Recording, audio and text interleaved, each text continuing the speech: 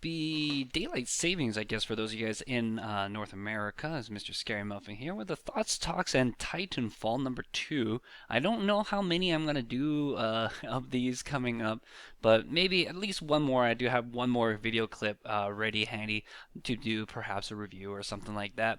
But I wanted to talk since Titanfall is coming out this week, this coming week. I want to talk about some of my personal feelings about the game and what I feel would make the game successful and what I feel would ruin the game. So, some of the information that has come out recently, they talked about prestige classes a little bit. They talked about DLC packs and the what do they call those? The not sponsorship stuff, but purchasing into the season or something. Season passes, yeah, that's what they're called. So season passes and things like that.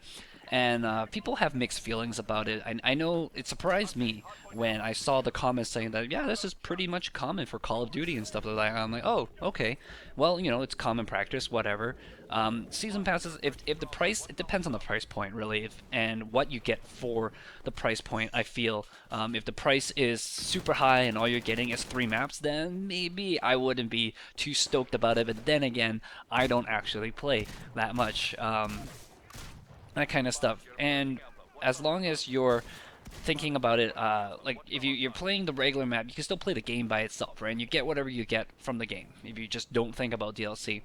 And the DLC, when you buy it, it comes with the fact that you kind of get away from some of the 14-year-olds who can't afford to pay for DLC, hopefully.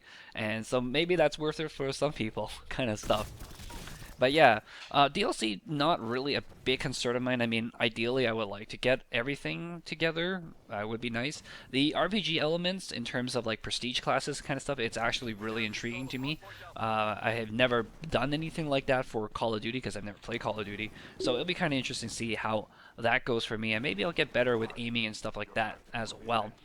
The rumors about monsters in the game where you might be, doing the kaiju and the Jaeger thing, where in the single player campaign you might be fighting giant monsters and stuff like that, and maybe that will carry over into multiplayer. That is actually friggin' really cool. Like, that would sell the game for me, quite honestly. That alone, I think, would make the game extremely successful in my mind. But then again, I have to say this for like for posterity's sake, is that I'm probably not the target audience for this game. It's probably not the one for me. But if anything was to pull me into this Call of Duty-esque stuff, it would be Titanfall. Titanfall just looks pretty darn cool. Um, Obviously, netcode is going to be really important. Respawn mechanics is probably going to be very important. These are two things that I know from watching other people's Call of Duty's stuff that has ruined previous Call of Duty games where netcode was not very good or the respawn mechanics was just really, really bad. How radar stuff works, I think, is going to play into a huge balancing factor for sure. And the other thing that about the game that I feel would really make or break the game is how much AI plays into everything. One of the things that I really like that's really up there on the wish list for me in terms of Titanfall is a pure 6v6 mode where you're against where it's like you have 6 people versus 6 people, no AI, and you have your Titans. And you can call your Titans whenever at the regular time. There might be some rejiggering, rebalancing that might be needed. There may be some, like, maybe it's only for specific maps. These are things that I would be absolutely A-okay with, but yeah, I think, like, ideally it would be really nice to have a 6v6, and I think that kind of stuff that, like, maybe if you can open beyond that 6v6 to higher amounts of players would be also pretty good too. Just so you could play with more people. Because I really feel like if we were to revisit the Evergreen idea that I had way back when at the start of Thoughts Talk in TF2, right? We have sharing moments with people, and Titanfall definitely has that. And if you're playing on the Xbox One, you have the auto live streaming feature, so you can definitely share your moments with people. You have lots of opportunities for really good stories with the giant robots that fall from the sky and all that kind of stuff. So there's definitely all that kind of great jazz. You have updates, and we are promised DLC stuff. There could be patches coming out that will rejigger some of the prestige balancing, some of the weapon balancing, some of the loadout balancing, that kind of stuff. So that kind of thing would be really interesting to see as well down the line. Maybe you'll get some interesting items and things like that coming out. Hopefully not too much as DLC. Like, I would like to see something be updated for people that don't have to pay for it, because you're gonna put a lot of money down, and then who knows, in a couple of months you're gonna have a DLC thing come out as well. Like, I know, for example, was it Halo that had some free campaigns that came out on a weekly basis or a monthly basis or something like that, and you can like join in those co-op campaigns with friends and do that, and they were like basically kind of included with the game. I feel like stuff like that would be pretty neat. I mean, you're basically asking for the publisher to create, or the developer to make more content for free to give to you beyond what is there.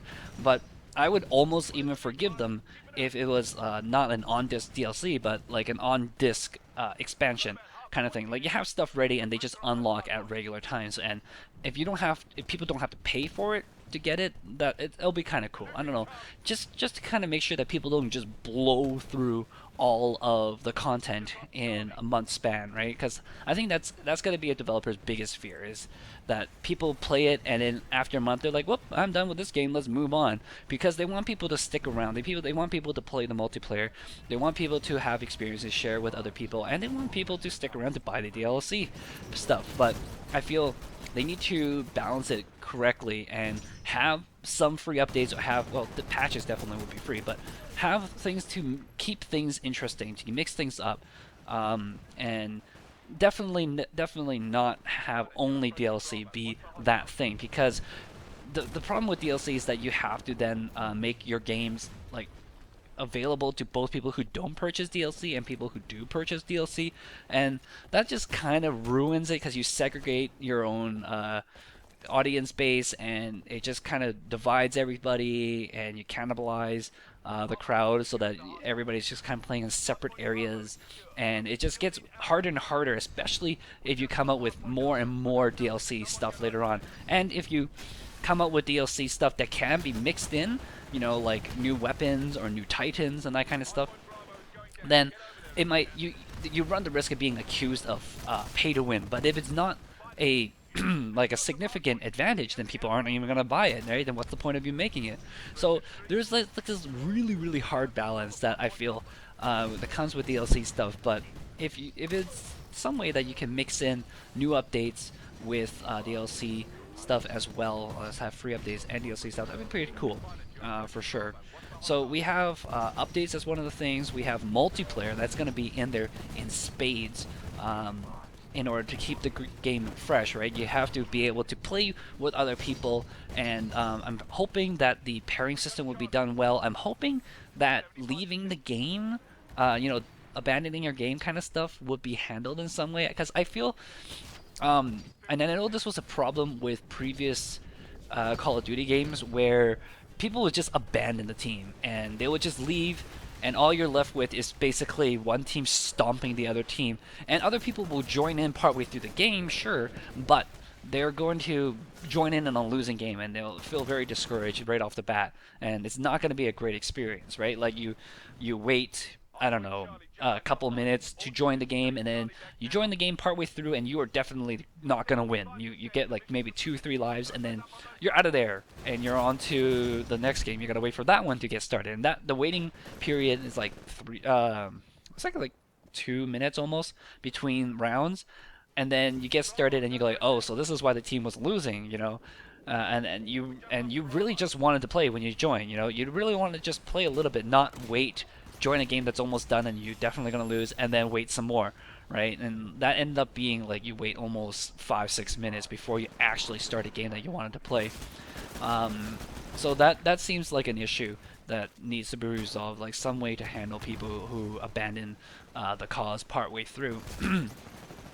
Maybe have a way of identifying people who just disconnect way too much, and start putting them together so that they can play with each other and everybody can just have a swell time together, abandoning each other. So yeah, that would be a problem for sure. And most of these things that I'm talking about with these Call of Duty's issues that I say I know about, I pull from other videos of other people playing Call of Duty and Call of Duty like games. Namely, the big guy, of course, is Maximilian, who I know will be picking up the game, and so I'll be following him with much interest as he goes through this kind of stuff. And I'm still kind of on the fence about the game. I feel like I most likely won't be playing. I've always been a bit of a slow adapter, and I think for the most part, like being a slow adapter is decent enough because you let other people take the risk for you, and then you get the stuff afterwards after seeing how well it performs in actuality. And the thing about that is you always want to find somebody who, as a reviewer or whatever, matches your personality, matches your taste very well. So like you tend to agree with a lot of stuff they say about things that you already have formed an opinion about, that kind of stuff.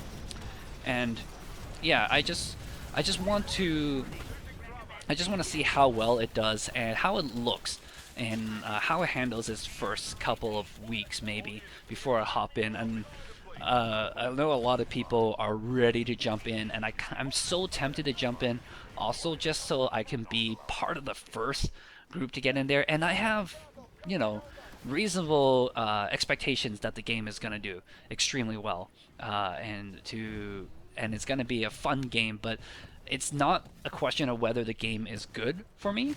It's a question of whether I personally will enjoy this game. And I've mentioned in my previous video some of my personal gripes and some of my personal needs for improvement, things that I have to do in order to enjoy the game more.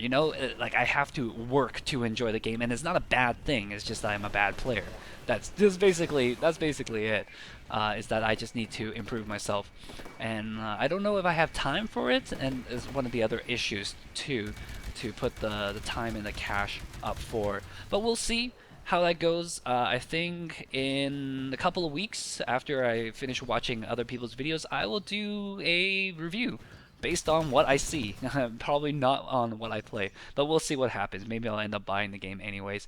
Anyways, let me know what you guys think about the game. What do you think would make this game successful? What do you think will make the game fail? Let me know if you already think the game is successful or a failure because of certain things that have been announced. And let me know if you're going to be getting the game, because I want to know how many of my friends are going to be playing it.